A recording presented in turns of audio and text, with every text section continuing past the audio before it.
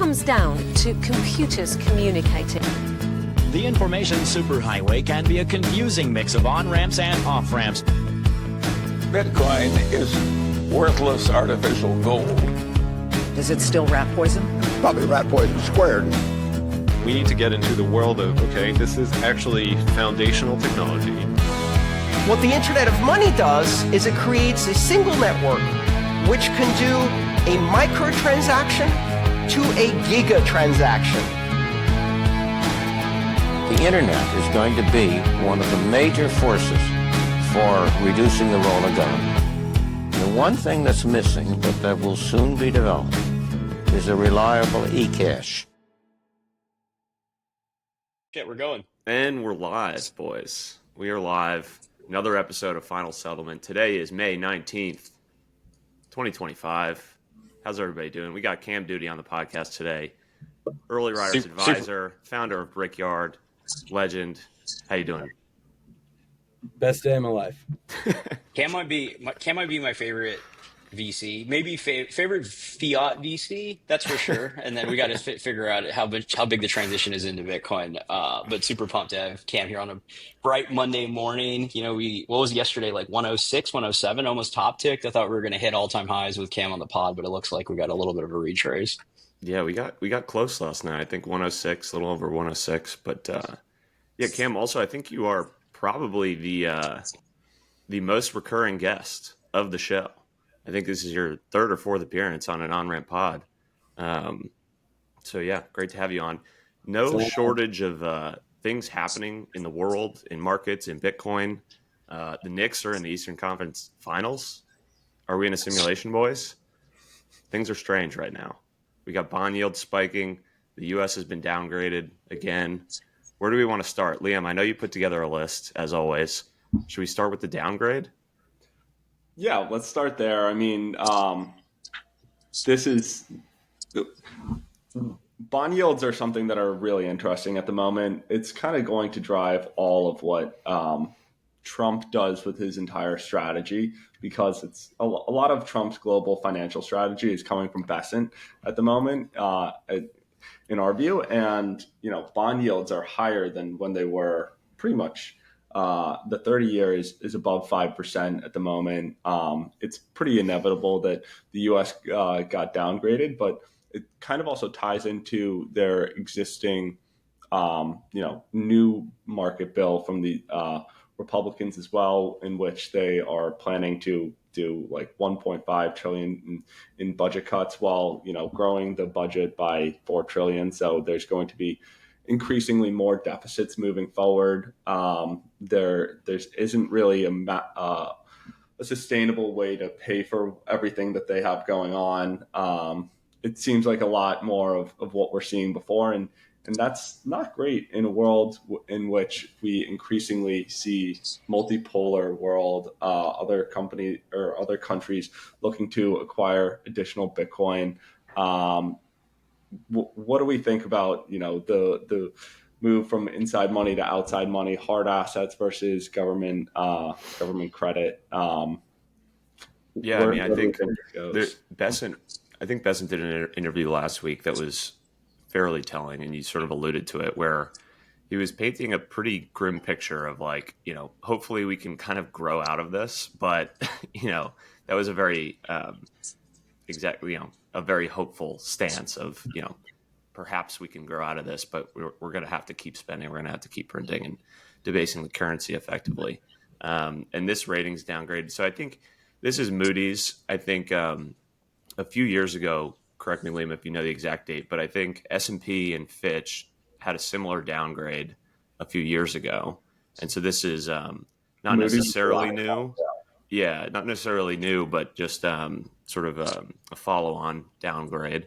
Yeah, Mike? This feels like a nothing burger / like Fed speak. Like I think, like, go back from just a pure, left barbell. Like what's the movie? The Big Short. And when they went to the credit ratings, like, when was the last time they were actually objective and non-politicized, right? This is like close to 20 years ago. and nothing's really fundamentally changed post election, but now they decide to. So there's like some political, potential reasons coupled with Fed speak. You're mentioning Besant, and then this reminds me of there just has to instill confidence in the market in the same way that they talked for the past 2 years. We've been doing TLT, and they keep saying inflation's 2 to 3%, and we know it's like 7 to 12 to 15%. So yeah, it's just all like noise. Cam, any thoughts? Any thoughts on the global macro? I mean, I You feel don't have like to have thoughts because yeah, you don't have to have thoughts because just again, but you can. I mean, I don't. This isn't totally my wheelhouse, but I feel like the 10-year is like is like the referee that nobody listens to until they absolutely have to. And so it's sort of like the tail wagging it's like the tail wagging the doll, like or dog. It's like when you look at this chart, it forces things to happen. Like, okay, I guess we need to downgrade because something is clearly off. And I don't know how much of it is like actually geared around trying to drive any kind of like specific outcome. I think it's just like okay, we have to cover our own ass. We have to do something about this. Yeah, and maybe to articulate, I think what you're saying and where I think it's nothing burger is there's like 10 different ways from Sunday that bond yield can spike. And then effectively the government has to step in to provide liquidity to get it below that price before things start blowing up. So it's just like, it always just comes up every 3 months. There's something happening because everything's, fundamentally fractured and just interdependent. So whether it's like the Japanese markets or some other part of the world where something's happening, it causes a liquidity crunch, bond yield spike, and then naturally some random like either transparent or non-transparent form of liquidity steps in to produce more monetary units, which has the purchasing power reduced. So it all just like comes back to that. But then once you get into the mechanics, like if you're productive humans like everyone here, it's like how far can you go in the weeds to understand what the reason is this time. And zooming out, like yields aside, like Cam, this is a tweet from you. So here are your thoughts. Somewhat related is like this is sort of the inevitable long-term trajectory here. There's likely to be technological deflation into the future, and the U.S. government just can't have that with 36 trillion in debt. And so, printable money will be printed. Unprintable money, you sort of subtweet Bitcoin here. You don't actually say the word Bitcoin, but unprintable money will be fled into. Yeah, it's weird being a venture investor and a Bitcoiner. Especially one that talks about Bitcoin so much. It's like, I want the people, my kind of group of peers in the venture space is largely just uninterested in Bitcoin because, I've said before on pods with you guys, you can't justify fees or carry on Bitcoin. And so it's just sort of, if you're a professional in the venture space, your job is to go and find companies and go raise capital. And it's just like sort of outside of your system. And so there's sort of a like a hard obstacle that I think a lot of these people would be extremely interested in this if it was relevant, but it's just not to their livelihood or so they think. And so I want them, I'm kind of like speaking to them a lot of times when I'm talking on Twitter, where I won't actually mention Bitcoin. I want them to kind of start to understand the core mechanics of what's happening, and they can, they're smart enough to put two and two together on this stuff. But I do that a lot with my friends too. It's probably with you guys. Bitcoin comes up so much in every conversation. It's like I kind of want to just stop using the word. But yeah, I mean, for this tweet. Like my beat, as you guys know, is what I'm so worried about is I think a lot of economists think that this productivity miracle is going to be good. And I don't understand why they think that. And I may have told you this story, but I was in a meeting with the head of the Fed, one of the head economists of the Fed.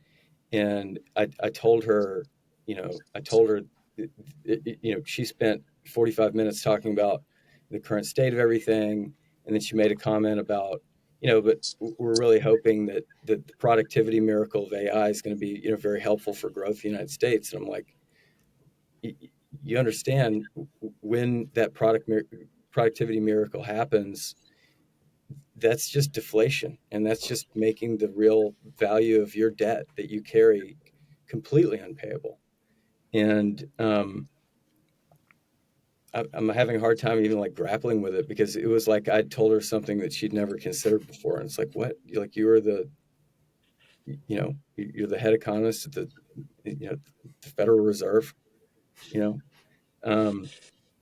So yeah, I'm like, I just continually, I look at AI companies all day, every day. I'm seeing our engineers writing 95, 98% of their code, is not written by a human being.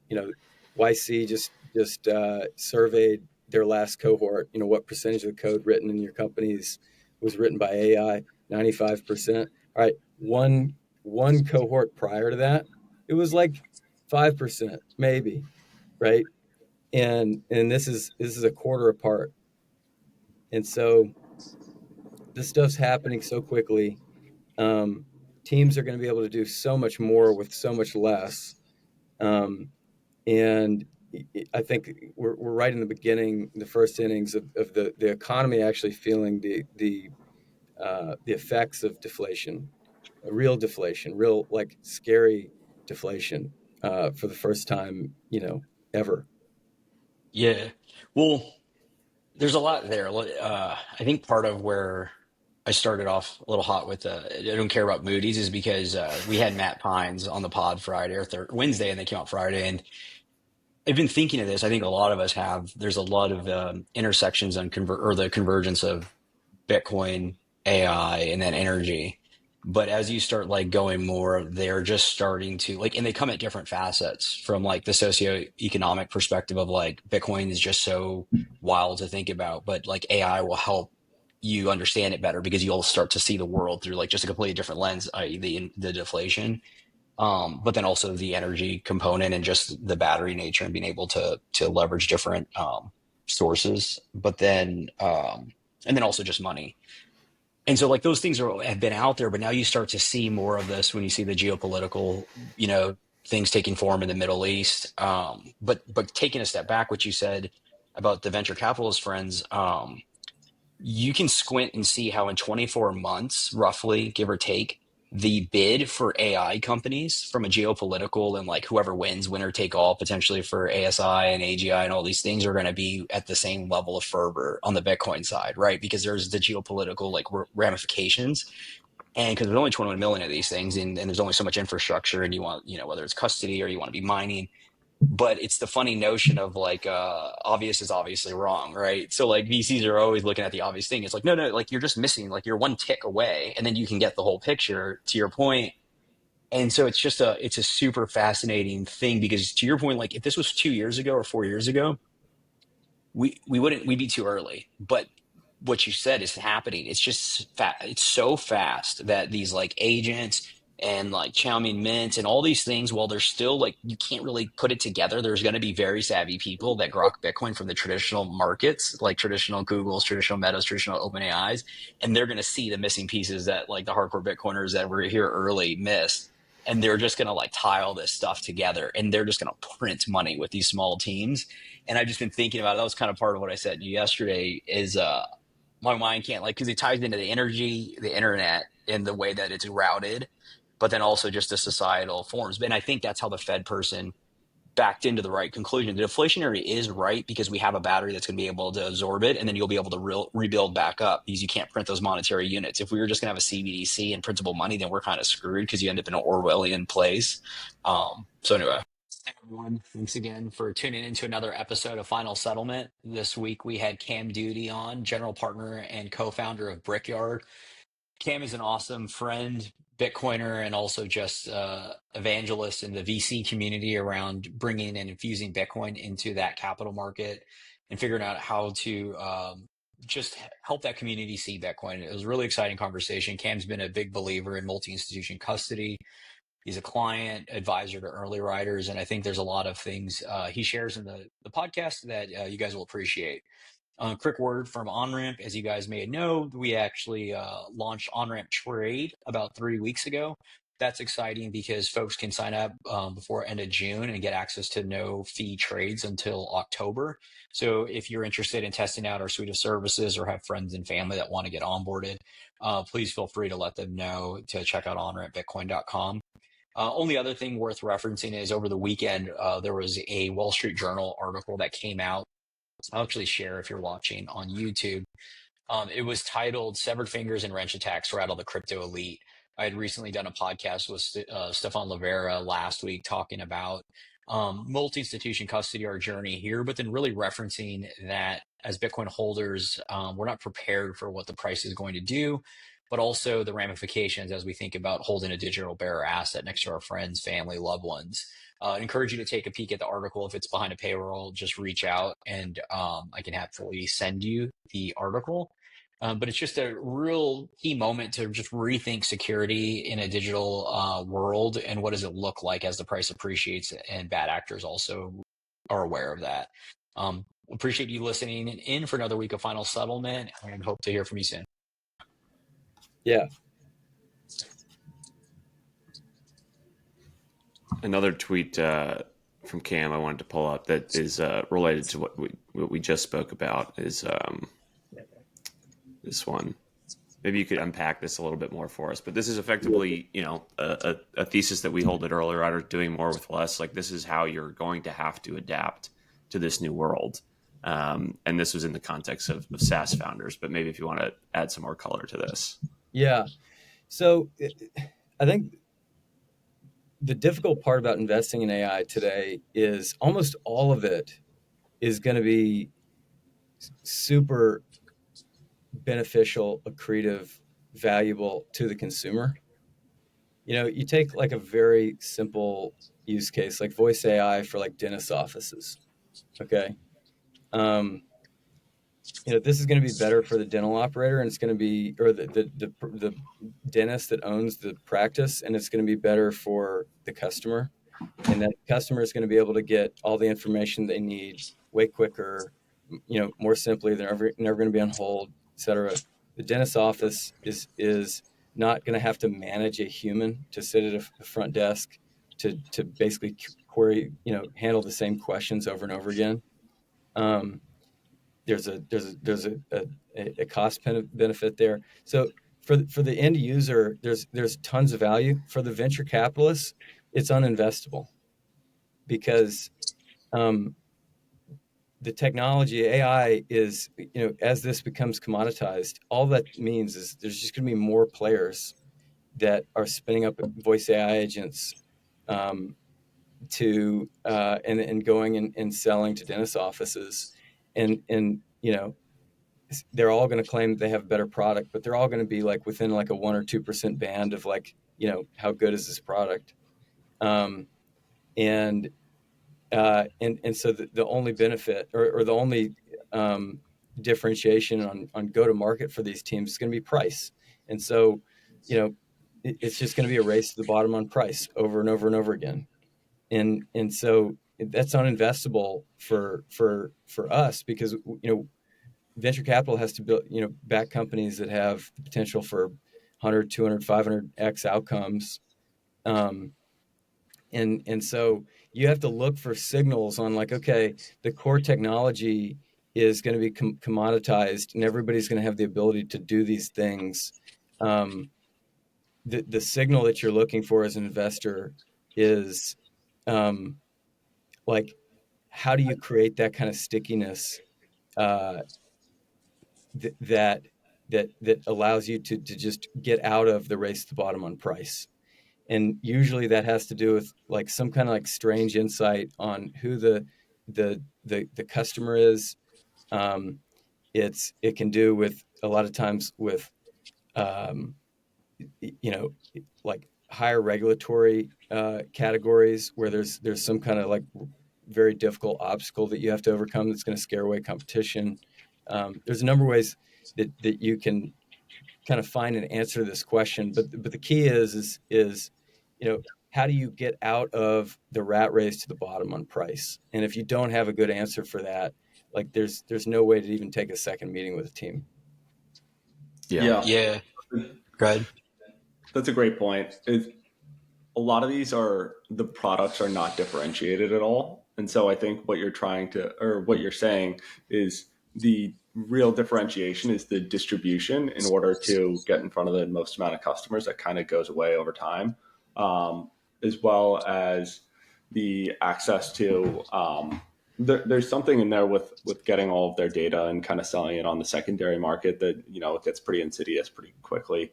And then the last aspect too is just like the ability to, there is something there with managing the capital and being able to sweep that into Bitcoin if you are profitable early on and entering other markets later and being first. But in the long term, you need a product that's completely differentiated from what the market is offering, and that's just not there in AI today.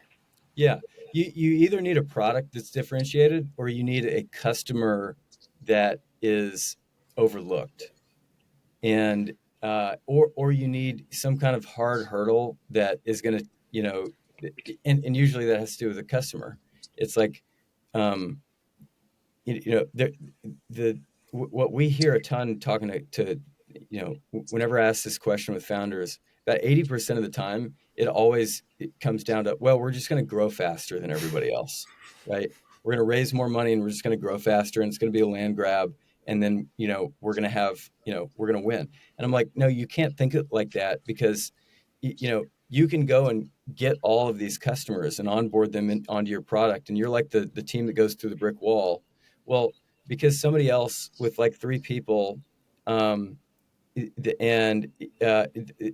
can understand, what you've built, because they can come and rebuild what you've built, to like close to parity. They're just going to go to all your customers and they're going to say, hey, you're spending, $50K a year on this, come to us for $30K and you'll be happy. And then somebody's going to come behind them, do it for 25 and then 20 and then 15. And then it basically just falls to the cost of compute over time.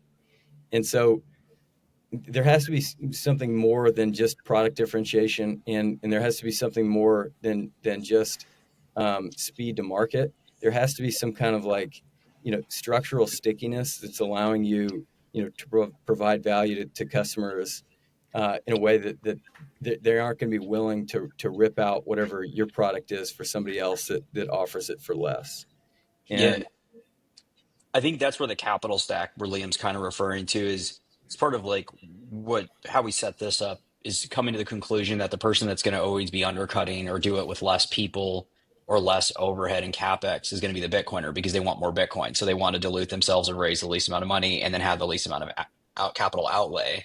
Yep. And then to your point, this is where it's always been interesting on the Brickyard and just like notion of investing is you can do 2 things. You can either hold the money in something that's going to outpace the market, or the founder can just spin his wheels and try to outpace the market on this other side. And the kicker is that it's a real moat. It's not forever, but it'll be for the next, call it 2 to 10 years, because when you're having inflation, because inflation touches everything, you have to raise your prices. And so your margins are compressing. You can actually lower prices, increase client services. So that will it's being its own inherent moat in a lot of this stuff. But real quick, one thing to call out, I didn't know if I was going to bring it up, but I thought about it this morning. I'm curious to get your guys' thoughts, because there's something here is, I think what we're talking about is like an eerie cousin of real estate, in the sense that we know real estate has these monetary premiums that are overinflated because of the amount of monetary units. And then there's the notion that when people wake up, the natural price will start to delever, and then only so many people can fit through the door. And then, whoever has the Bitcoin will be able to go buy the real estate, something like that. Well, think about that in the SaaS world, where what if, I think there's like a structured product, but independent of being a structured product, you just go take, and I just, because I kind of know this guy is Owen from Intercom, right? You're at Intercom, you have this X valuation, you go look at the market and you say, can I sell it at 20% discount? Whenever can I ape in to BTC, and then depending on your clauses, you go rebuild, or you start a fund, or maybe the fund does something where you go invest in something. A couple, founders, you pull from the team that you can go rebuild it with maybe two other trinkets so you don't get sued, because you're integrating now these other aspects of it. Like, this is effectively what's going to happen. And you can just like spin out all this crap because all these PE people and fiat people and all the people that are in your circles that we talk to, if you told them, hey, you can go buy this at a 30% discount, and then you just put that all in BTC, you don't have to work, and you can let the market do what it's going to do. Like, this will eventually happen, a little bit more friction than real estate, but still, it's still the same principle. Yeah, and on that same vein, it's the same thing with, if you have two SaaS startup founders, one sees the writing on the wall that its value is going to decline in Bitcoin terms over the next 10 years or so. The other one does not, and they're at a fundamental disagreement. One is likely just going to say, you know what, that's fine. I'm just going to, you can take my shares in the company. I'll take that money, buy Bitcoin, and then potentially start the company and end up going and trying to run circles around you, because I know, kind of how the company is working, as well as, the gaps that we can rebuild this moving forward. And so they can just use a harder form of money and outperform their, former, team. Yeah. I will say there's something that, like, this is going to be polarizing, but I'm fairly confident it's right, is there's a plane of consciousness that we're talking about, like, will not go down. You'll only go up. So, like, if you think about, and I've been telling Brian about this a little bit, when you think about like Snapchat as an example, when you used to, you used it, if you handed it to a boomer or somebody over the age of 45, it's just like it's not coherent to them because they're not used to like the framing. And this will get a lot of shit, but when I hear thought leaders that are over a certain age, I won't use the age, so I can't get too much shit for it, and talk about Bitcoin, they're just like, see it like a small component, but they can't see the 360. And when I think about this, it's like, you can talk about deflationary tools and AI, but the speed of its movement takes a certain mindset and understanding of adaptability and growth. And you know this because you see this all day long, Cam, where others just drown. They drown at our company, they drown just in the world. And I see this with companies in the way, like the ratings agency is a good example, or when you go on CNN or whatever the, du jour, like CNBC talking heads, it's like they can't actually grok what's happening here. And they look at this like old world. And so it's only going to accelerate. And then that plane of consciousness is only going upwards. And you can't move from a certain level all the way up it. You just have to like be growing. I don't know. It's a hard thing to explain, but this won't be available for everyone. Go into that. What do you mean it won't be available for everybody? So, like, basically think about how you got into Bitcoin, whatever the year was, and the amount of compounding information, because you effectively, like, we all know where we were pre-Bitcoin, and the amount of information. We were probably all curious individuals, but the level of curiosity and rabbit hole chasing and truth seeking fundamentally changed with that. And you look at it and it's not linear, or whatever the term, like it goes like parabolic, because it continues to compound, and then you layer in AI and the adaptability and use of that. And you're always trying to get to like the most efficient. You're being constrained. It's how all these conversations, why this podcast is starting to get more and more success. Like, you could taste, it's a taste thing.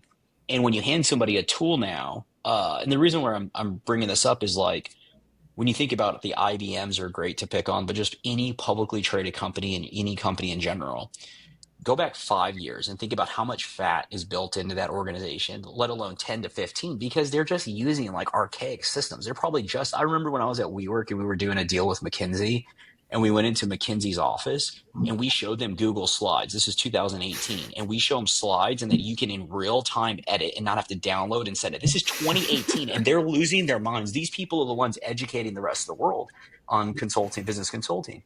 So that's like a frame of like, all these companies have no idea what's happening. And so now you're going to give the people that little like battery, which is Bitcoin, to seek out the truth and then leverage all these tools. It's just a different world we're all heading to, and not everyone's going to make it, basically. It's not they won't make it. They'll still exist. Eventually, by necessity, they won't be early to it. They won't, Yeah, it's interesting to think about. Like in my journey, I started buying ETH first, like back in 2015, and just because a buddy was like, "Hey, you should buy some of this," and I was like, "All right," and then that kind of got me on the thought of like what decentralization could be. You know, ETH time was proof of work. Started to understand some things, but I was busy building my company, and I didn't really have the time to um, to spend with it. And then it wasn't until we sold our company, and I, you know, was waking up at like 9 a.m. on like a Tuesday and being like, I don't know what my life is. Like I've been so used to going so fast for so long, and I'm like, guess I'm going to yoga class on, you know, this morning.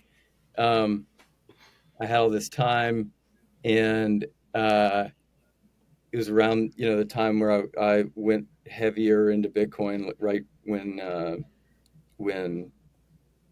COVID happened.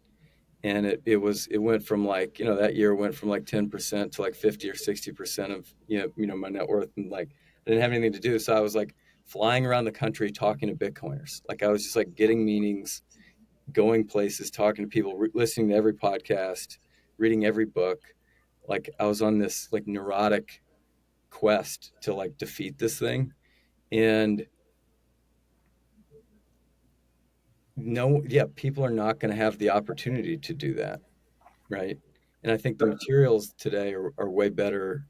You know, it's way easier to get spun up on, you know, technicals of Bitcoin, but um, It is, but at the same time, I think like this is indicative of sort of the plight of the average person in the sense that yes, the information's available, it's more easily accessible than ever, but you also have sort of propagandized narratives around, you know, the average person still thinks Bitcoin's a Ponzi.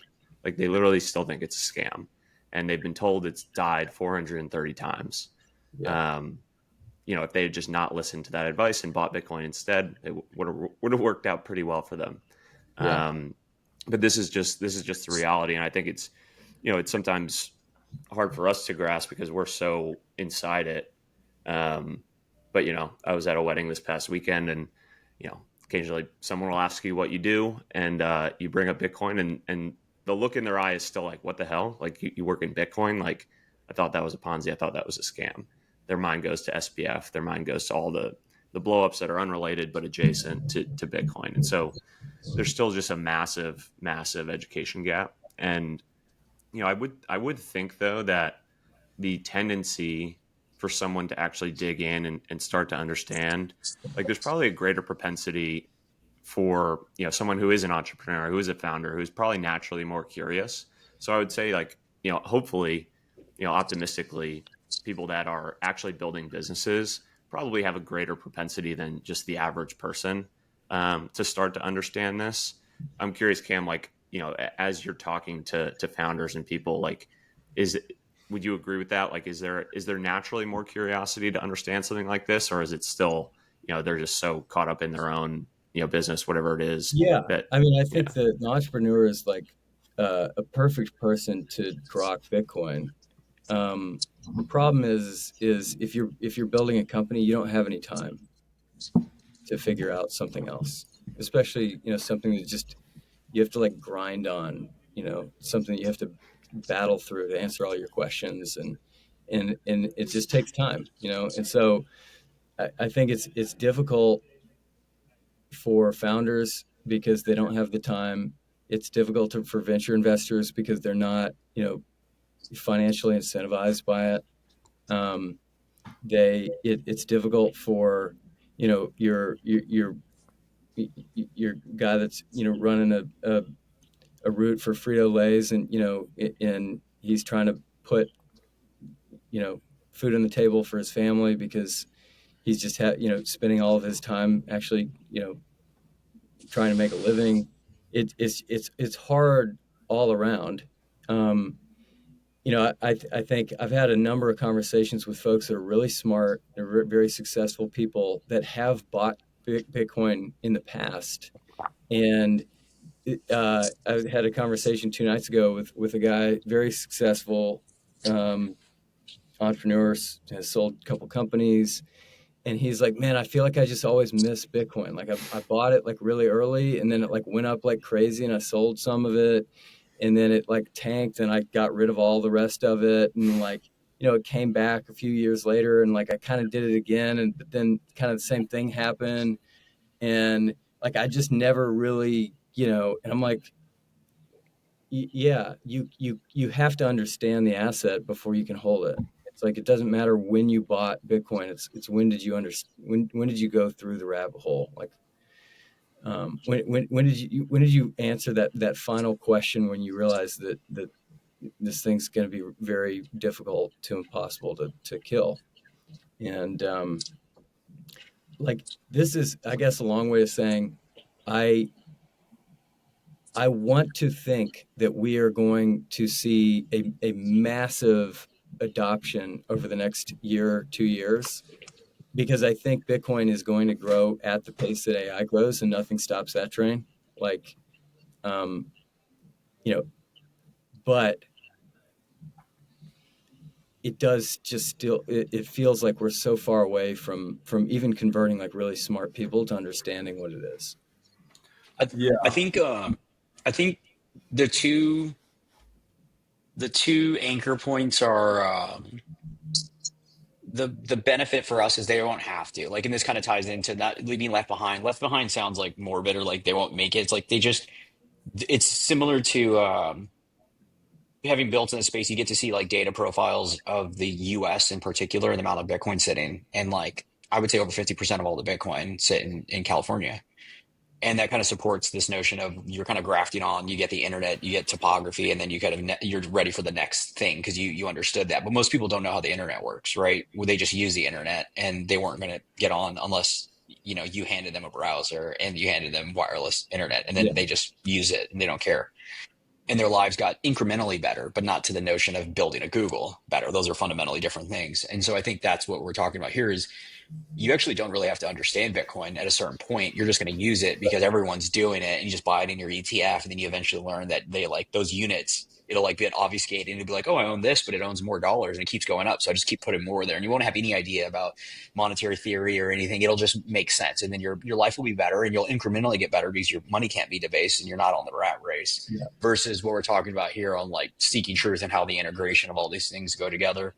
But the other aspect that you hit that I don't think we talk about enough, and I feel really naive, and I talked about this on that SLP pod, is it's just this notion of beginner's mindset when you think about building in this space, because it's just kind of wild or insane to think about putting all of our money. Like on one side, I feel kind of crazy that anybody doesn't have all their money in Bitcoin because we all understand the properties. But then on the other side, I can see how people would think it's insane to put any material amount of money in this asset versus everything they've ever known, which is like a 60-40, maybe some real estate, because they're all tangible things. And so to your point, nobody has the time. And that's why COVID, again, for 5 years, having thousands of discussions at this point with like clients, and the 2020 point was by far over 50 to 75% of the time they got it. But they always reference it was the amount of monetary units printed. And it really wasn't that. It was the fact that everybody got locked in a box and they just had a shit ton of time to just look at the problem. Yeah. And that's what allowed their mind to open. And nobody has that. Even if they're a billionaire, they're just busy by life.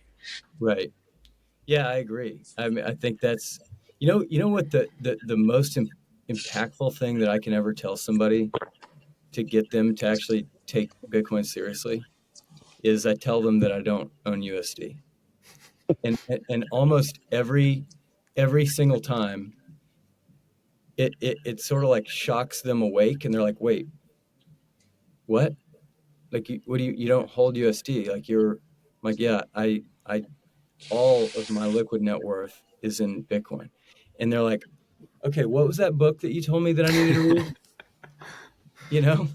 I like that. No, that's a great framing, because what I was going to say when you were speaking earlier is like the precondition or the bias is that like this thing is a trade. And until the person opens their mind to like, no, it's just better money, then like they're not going to understand. They're going to think they missed it. They're going to sell at the bottom, all of these things, because they're viewing it as a trade to get more dollars. Yep. And so that's perfect framing of like, no, I don't want more dollars is the actual framing, because this is just better money. And Michael, to what you were saying is like, as the banks, other financial institutions get more integrated into the system, like we've talked about this a bunch of like, once you have your dollars right next to your Bitcoin in the same account, whatever it is, that's going to be a huge learning moment for folks as they just see like, oh, like this this other form of money is just going up in dollar terms. Maybe I should just put all of my savings in that one and only spend the dollars as I need to. And so that sort of just juxtaposition and like, again, just like better UI, ease of use, not having to figure out hardware devices, all of these things, as it just gets easier and easier. To your point, Michael, like you don't have to, go fully down the rabbit hole to understand that Bitcoin is going to buy you more eggs than the dollars into the future. I mean, I want to talk about something. I'd love to hear your thoughts on this. Like my view on, and I may be like throwing you off on what you want to talk about, but I feel like what's happening with the tariffs right now is the White House actually understands that we've offshored all of the production of real things to the rest of the world. We've become a service economy, accounting, financial services, legal, consulting, like those are the businesses that mainstream America works in. And I think that they are realizing that AI is about to demonetize all services. And it's like, okay, yeah, it's probably also going to demonetize the production of goods and manufacturing eventually as well. Maybe to a lesser degree, but at least that's not here yet. And we may have some juice left to squeeze in the thing. But like if we don't get some industry back, we don't have an industry of the future in the US today, because all of these companies that are built on commanding a price of services provided, this is about to fall to the floor faster than you can possibly imagine.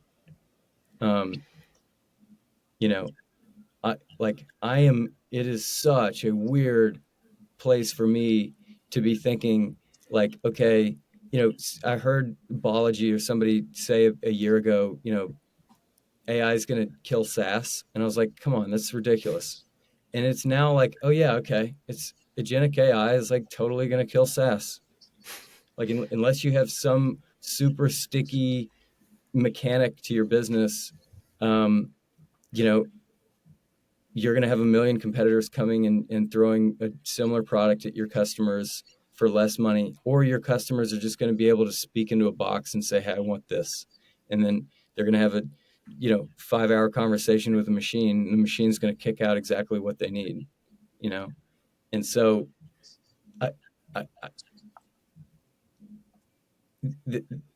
all of that is, it's just such a weird place to be thinking about technology, what technology is about to do. And then Bitcoin is like clearly as this battery that's going to absorb all of this excess buying power that's created by more efficiencies in the market. And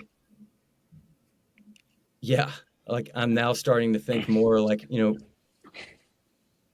the conversation about how is this transition actually going to look? Like, is this going to be super rapid and is it going to be carnage, or is it going to hopefully take a little bit longer? But like, I'm kind of like, my mind is now like, Bitcoin's going to grow at the pace that AI grows, and AI is just absolutely going to rip. And I don't know what slows that down other than energy.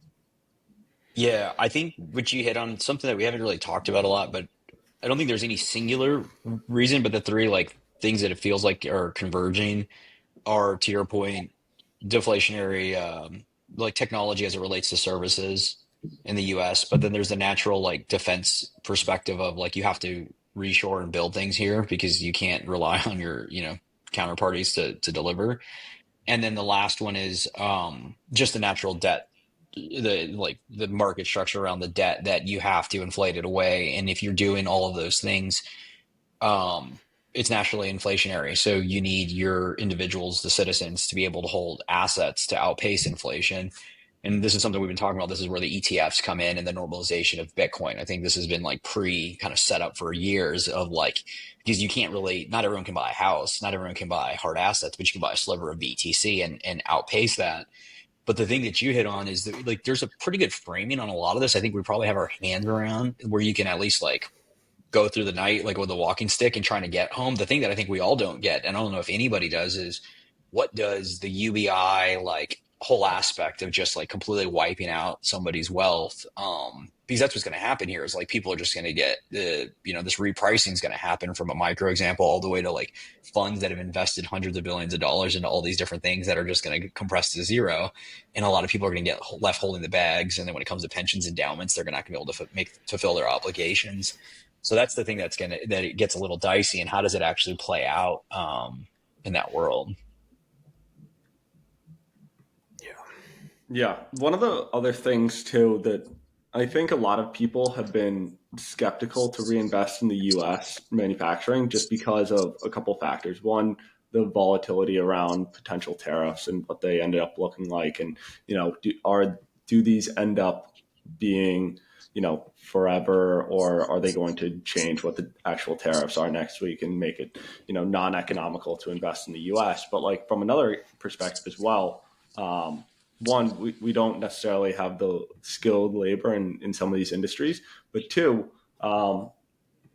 it doesn't really make a ton of sense to invest if we're talking through all these different deflationary technologies, whether it's holding Bitcoin and seeing the cost of manufacturing and deploying all this capex decline significantly over time in Bitcoin terms, or it's actually just seeing that potentially the world may not get as fractured as we actually think, and the potential of still getting all of your widgets from overseas doesn't actually that still ends up being okay.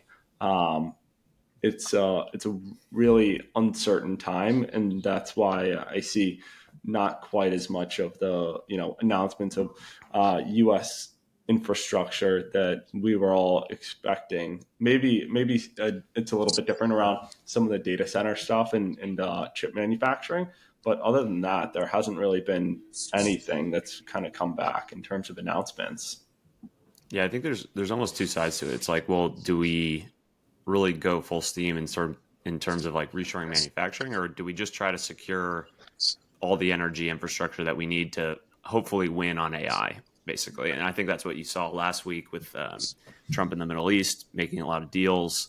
I think the imperative there is that we're probably, if we're being realistic about it, like behind China in terms of AI development. And so we need to sort of, make the right partnerships, make the right deals, even have a chance to ultimately compete there. But yeah, it's, I think it's, underappreciated that Scott Bessent is a literal former gold bug from his Wall Street days and talking about Bitcoin in the same breath as gold.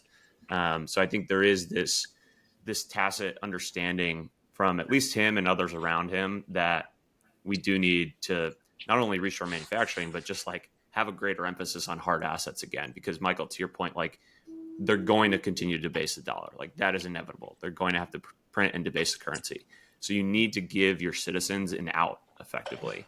And, for most people, like they're not going to be, hoarding bars of gold. So the very easy answer is like you just you own Bitcoin, whether through an ETF or other type of product that's just easily accessible in your brokerage account. Ultimately it'll be far easier to own the underlying as well. You might not even need to use an ETF, but I think that is certainly the trajectory here, where it's there's an understanding that we're going to have to continue to print. We need to allow our citizens the out to save in a harder money. And, the dollar is probably going to be, okay in terms of dominance going forward, because we're going to lean into stable coins. Hopefully we're going to get this stable coin bill passed. And that's actually been interesting. I don't know if we want to go there. And just in terms of the sort of the regulatory conversation, there's been some, I guess you could call it headwinds to both the Genius Act, which is the stable coin bill, and then the market structure bill. But I think that is certainly part of the plan, is like, how do you plug the hole for demand for U.S. government's debt? Is you have these stablecoin issuers that are going to buy it and then proliferate the dollar into all markets around the world.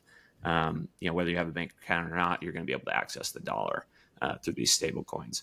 So it does seem like they have some sort of plan around we're going to hang on to dominance by spreading stable coins. We're going to allow the average citizen to save in a harder money. And ultimately, like we were saying before, like these things are just going to converge, and like ultimately it's going to be very, far easier than it is today for someone to understand that landscape of you can't save in dollars, and it's, the monetary premiums associated with all these other asset classes are likely to erode. And so you just need a better form of money. But yeah, it'll be interesting, boys. Where do we want to go Cam, from did you have here? something? Well, No. Cam didn't have any. Okay, so I was thinking about, you were mentioning, Liam, investments, and naturally you have to build things. You need capital allocation. I think something that I'm particularly excited about, taking a step back, like from a meta angle, is now that you don't have the centralization of money, as the monetary units naturally expand, you're going to have just these different pockets that are going to be thriving, right? And you're going to see this in all different segments, whether it's an individual, corporate, treasury, states, right? We see like Texas, Tennessee, these other states, and like Texas is an example just because I'm familiar with it.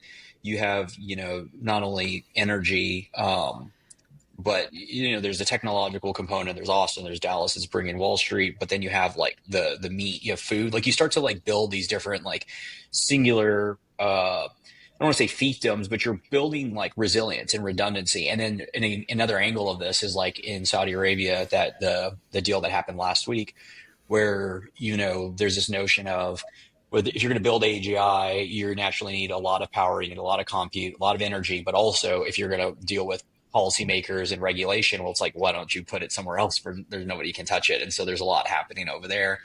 But you start to see this view of, you're going to start to host models locally. You're going to, you think about like lightning and routing, like all these things are going to naturally just start to, what was very centralized is going to now start to become very decentralized, because the money is decentralized. And then those pockets are going to organically start to produce value because you have to return that capital.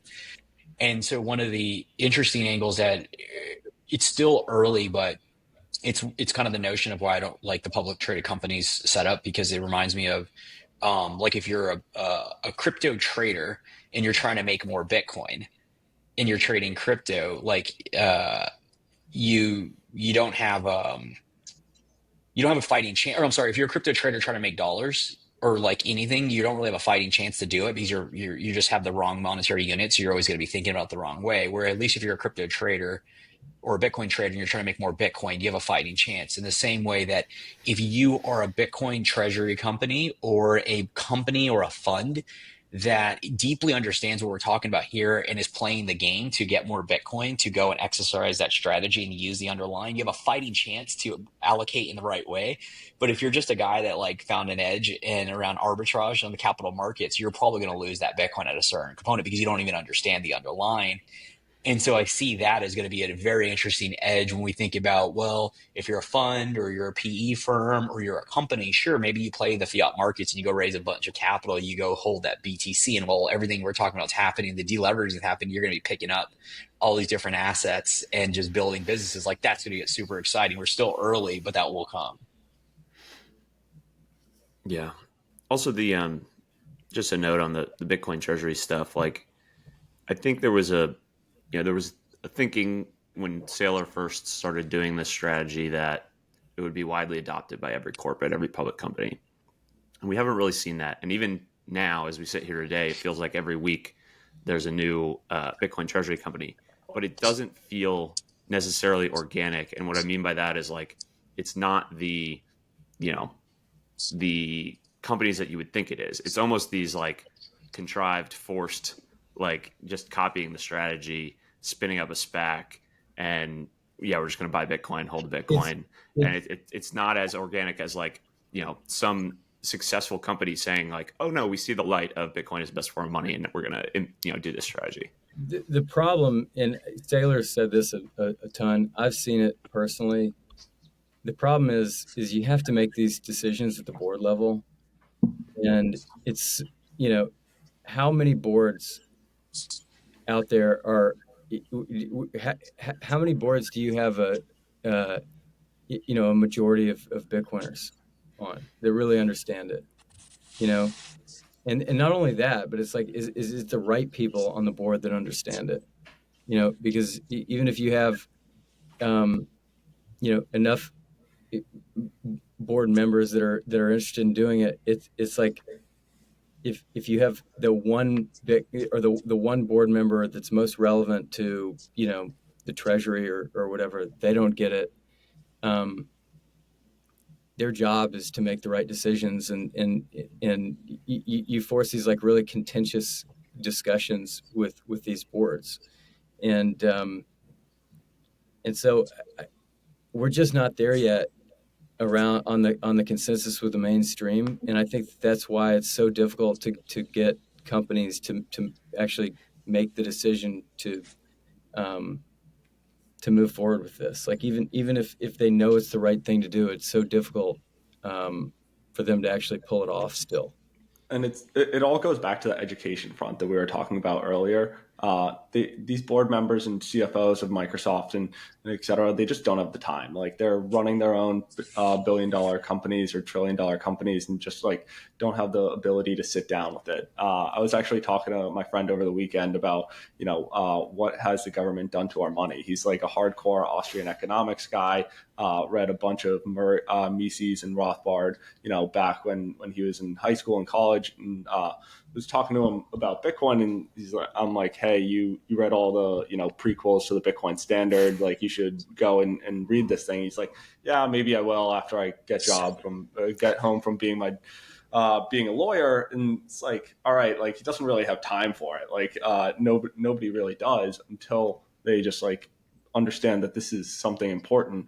And these people have who just don't hold USD do end up outperforming to a very significant degree, and this is something that they should end up finding some time to really learn about. And that's why we put so much focus on the education here, with everything from research to these podcasts, just trying to inform all the potential readers and listeners. I have like an idea of, I think actually the way Bitcoin has grown in the past with these cycles is everyone has that conversation with the Bitcoiner, with somebody that like really piques your interest, where it's like, okay, I know this is a smart person.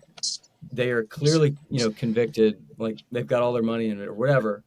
And you don't ever pull the trigger, or you pull it late in the cycle when the price is running and you're like, God, I could have, I could have put it in at, a tenth of, where I put it in at. And then the cycle ends and then it tanks and then they sell and then it evens out higher. It's like this, people don't forgive themselves for opportunities that were so clear that they understood that they passed on. Like that's so difficult to stomach looking forward. And so it almost takes that exact thing happening with everyone. And so I think this bear, there's been a ton of these like seeds planted. Okay. And it's a bunch of people that had that conversation with a Bitcoiner that was very well read and very educated and very informative and could answer all the questions, but they just couldn't get them to conviction in one conversation because who can, right? I think it's just another one of these cases where the price is going to have to run up, and we're just going to have to go through this over and over again. And as much as I want to say that, cycles are over now that institutional buyers are here, like, I don't think that's how this is going to work. I think you have to understand the underlying, and you have to eventually get to your entry point and make those hard decisions to not sell when it's, in a bull or a bear. I don't know. Everyone, hope you're enjoying the podcast with Cam Duty. Just wanted to chime in and let you all know that along with Onramp Trade, we also have the ability to self-onboard now. So there's a lot of clients we've talked to in the past that maybe necessarily weren't ready, or just didn't know that they could go through online and fill out their documentation and then get a multi-institution custody account, equipped with trade, insurance, lending, IRAs, and all the things that Onramp provides to the market today. You can do that in takes anywhere between 2 to 4 minutes, just depending on how fast you can upload your driver's license and get onboarded. As a quick reminder, we also have our private client tier for folks that want to get more involved in the community that we're building, private access to investment opportunities via early riders in the guild network. We really appreciate all the feedback, the likes, the subscribes, and the comments. Please feel free to leave some today, as well as reach out to me. Always open. I get emails. Happy to make introductions, put you in touch with our team if you're looking for a role in the space. Michael at onrampbitcoin.com. Hope you enjoy the rest of the show. Yeah, I mean, I think that's directionally right in the sense that if the mental model I've been thinking about and using is we're pre 2000 bubble. Like we're coming up on it. So we're like 1998, whatever.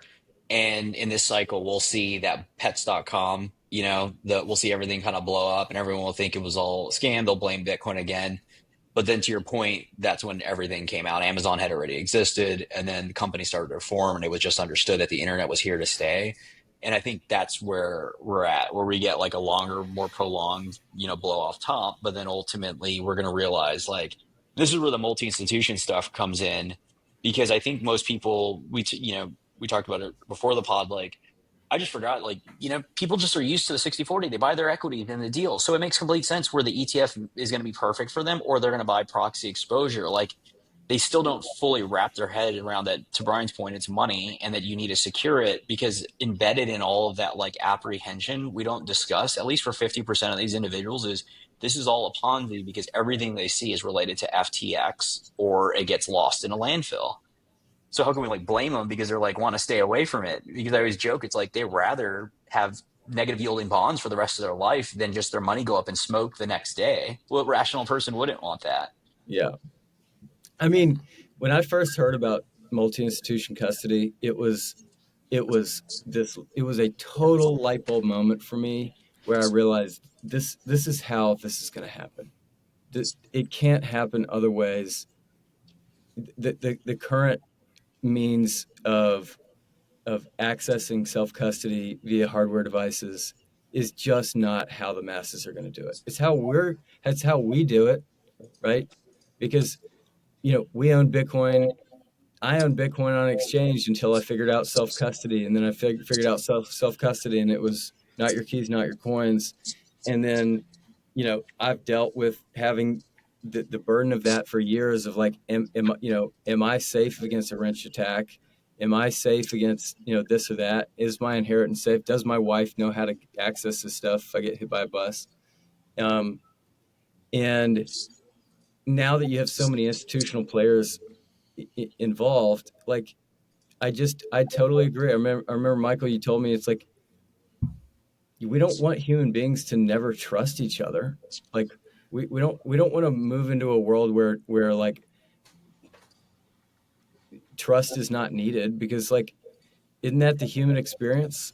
And but can you create a trust-based system that's redundant enough to be able to accomplish all your security goals?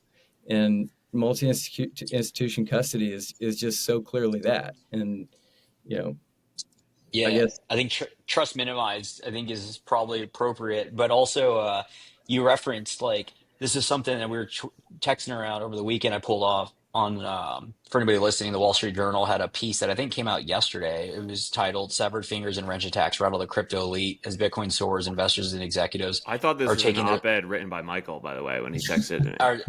Are executives taking their swollen digital wallets offline for safety? Criminals are coming after them violently.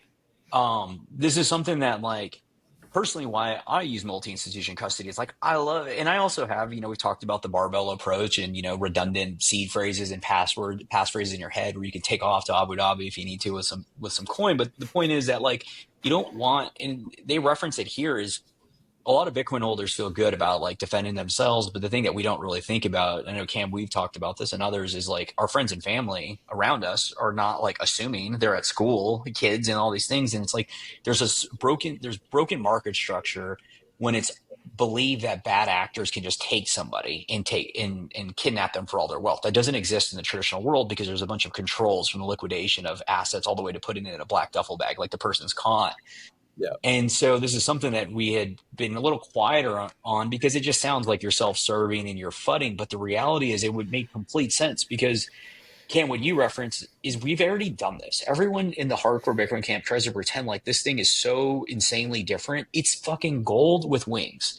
It's the same principles with different like aspects, but it still is base money that you can take delivery on and sever the counterparty risk by holding it. But that comes with extreme responsibilities and ramifications as the price appreciates, because bad actors exist. And that's why banks existed, not only so you don't get hit over the head, but also to coordinate economic activity. So it was a natural like evolution that when this was going to have to go this way, and everyone just kind of sings the tune of the self custody forever. And it's just so short sighted. And I think what people are really missing is that they're going to put a lot of people in harm's way, because a lot of people are going to get hurt as the price is $250,000 and nobody's really talking about it. No doubt. Yeah, my mom sent me that article over the weekend too. She's like, "Yeah, you should like watch out for this." I'm like, I understand. Like my like parents and other people who are kind of just watching from the sidelines, who are not, spending thousands and thousands of hours of understanding every single aspect of Bitcoin and how to custody it in the most secure way. They just want to see, their financial portfolio go up in value. And so naturally they'll buy the ETF because it's convenient, it's a name they know. But then if they learn a little bit more, they're just going to understand that this is, naturally a better solution.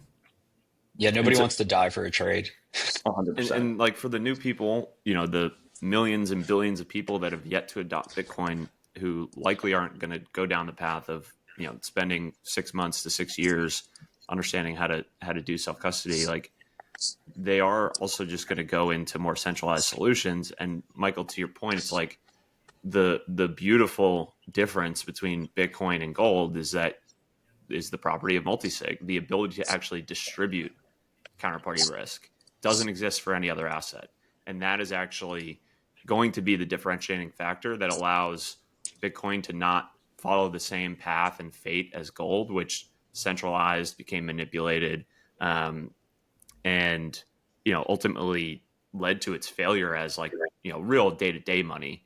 Obviously, its physical nature also contributed to that. Like custody wasn't the only factor, but Bitcoin has this unique ability to actually distribute the custody. Like literally doesn't exist for any other asset.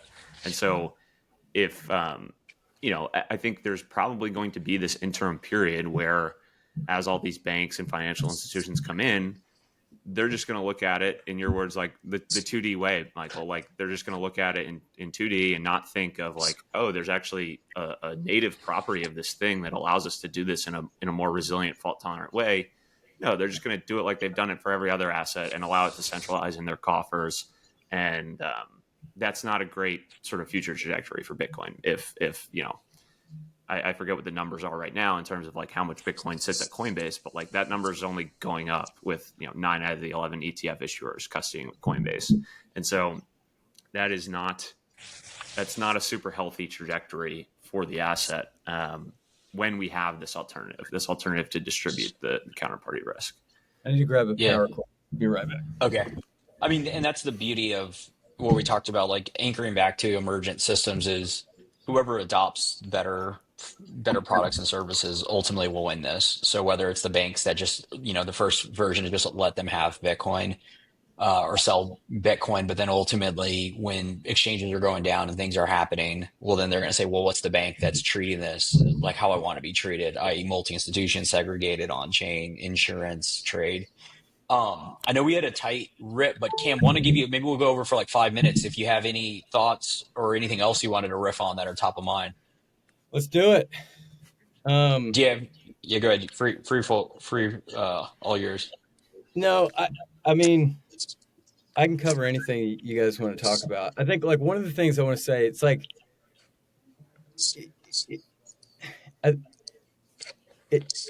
the stuff that we're talking about is, this may be for like some of your listeners that are new to Bitcoin or trying to wrap your head around it. It's such a simple thing that takes an enormous amount of like unlearning to really understand. And so, these podcasts that Mike and Brian and Liam do every week, I'm sure at some point it feels like almost repetitive because it's like you have to just kind of talk about the same things over and over again. And it's like Bitcoin is one of these things that once you see it, you can't unsee it. You've heard you've heard that over and over again. It's just so true. And so your job is maybe the highest value thing that you can do in your life is give this thing enough time to get to the point where you answer that final question that allows you to say, oh my God. And that's just the beginning of this thing. And so anyway, I just want to encourage your listeners that are still trying to wrap their hands around, like, do I make this first purchase? How big is it? You know, my guidance here is like, spend the time to understand what this thing is first, and don't think of this thing as like, hey, I want to buy into something that's going to appreciate in price. Just spend the time to do the work, because I promise if you spend enough time in it, you'll come to understand that you've answered all of those questions that you had around, like, why is this thing, not what people say it is. So anyway. Cam, before we wrap, I appreciate you sharing that. I think proud moment was I think Turner Novick was out in Chattanooga and visited, and he posted on LinkedIn that he was there, and I like commented. I was like, "Did Cam talk to you?" I forgot what it was. It was something about Bitcoin and whether it's the next fund. And he like replied instantly. He was like, "Yeah, I definitely didn't miss a beat." So I'm glad you were able to bring it up because he's pretty popular in the VC community. Curious either how that went, and also are you seeing any kind of trends or interest from any of the portfolio companies or anything you want to share in Brickyard around Bitcoin and their interest? So every one of my friends in venture has heard me talk about Bitcoin, and I'd say it's probably like half the content I put on Twitter is like just thoughts that I have around Bitcoin. And every time the price jumps 5 or 10K, I get 2 or 3 other VCs that I either know really well or that just follow me, that reach out and say, hey, can I spend some time to understand this thing? And the thing that I'm thinking about most right now on the venture side is think about fund construction. And actually, this is kind of wild, but I got on Gemini Deep Research and I built a presentation on this topic that I'm about to talk about. This probably would have taken me like 2 months of like pretty committed direct work to do, and I did it in like 45 minutes on Gemini Deep Research. And it was just one of those moments on the AI side where it's like, oh my God, okay, like everything is different today, right? And we are less than 2 years away from every single person on earth using this technology to do all of their knowledge work out of necessity. And so that nothing's going to stop that train. And because nothing's going to stop that train, you have venture managers that don't understand Bitcoin natively, don't understand what the asset is. I think fund construction for the ones that do understand it, if you take 10%, I've talked about this with you guys before, but if you take 10% of your fund, and this isn't for first of all, what Early Riders is doing is absolutely the right idea. It is how companies will be built in the future. You will be allocating capital against the Bitcoin standard. This is like my feeble attempt to get folks in venture to start to understand the power. Cam wants to be the Michael Saylor of the VC community. He's vibe speculative attacking, because Saylor was vibe coding for that. He's vibe speculative attacking the VC industry. Kind of. But like so I built this presentation. You put 10% of your fund in Bitcoin, okay? The biggest problem with venture capital for LPs is that 50% of funds don't return capital. All right. So every time an LP is making a decision on whether to fund a GP or not, it's like, is this the one of 2 firms that is going to not return my capital? Right. And then, and that's just like table stakes. Like, okay, it's not the one. All right. Now, how good are you? Right. it's I'm not going to lose my money, but like, am I actually going to outperform the S&P? Or ideally, like, am I going to 10x this thing or 20x this thing? And so a 10% allocation to Bitcoin on a 10 to 12 year fund, assuming like a 25% CAGR, puts you, it takes you, like, let's say you have a zero bagger on the rest of your investments, you're functionally starting off as a 1.5 to 2x fund. Okay. On a 25% CAGR assumption with Bitcoin, which right now it's higher than that, a lot higher, just double that. Okay. And it's not really hamstringing my ability to actually do my job as a venture investor. Like, I've got 90% of the capital to go and find great companies that are going to be able to drive, power large return potential. And so I think the best venture managers of this next decade, and this is the path to early riders, because they will all eventually end up allocating Bitcoin for Bitcoin's return. Okay. But in this sort of transient period, funds that allocate a small amount of Bitcoin are functionally, they're going to raise more capital from LPs, because LPs are going to start to understand that, Bitcoin's historical CAGR is not going anywhere. They are going to outperform everybody else. Like a mediocre fund, like a median fund, is now going to be a top quartile fund, and a top quartile fund is now going to be a top 1% fund. Okay. And this is just because you just have this super this cheat code that you just put into your fund construction that you don't have to do anything with, and you open up the ability for early liquidity for your LPs, right? And so anyway, that's kind of my wild card non-consensus bet on the venture side, is that venture capitalists are going to understand Bitcoin because LPs are going to understand Bitcoin before GPs, because they're more fully diversified and they're thinking about all different kinds of buckets of capital. They're going to force GPs to start to understand this thing, and then that's going to make GPs' lives much harder, because now they're going to have to outperform Bitcoin, which is way more difficult.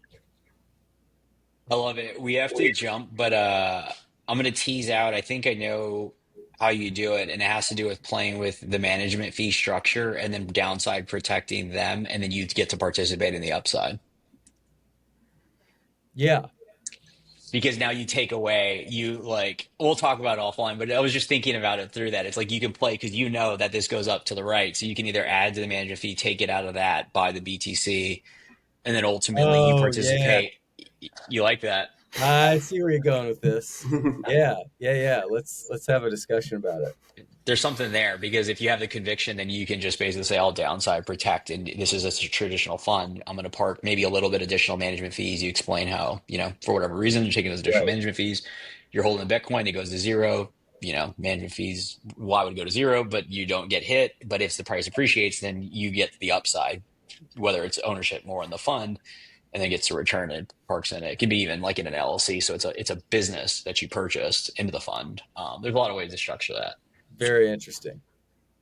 And then you can actually just spin that out to other VC funds. Say you buy this pocket, and then you do it in your management fee structure if you have the confidence. And then so it downsides protects the LP, but it upside increases the return profile. Look, we just solved it.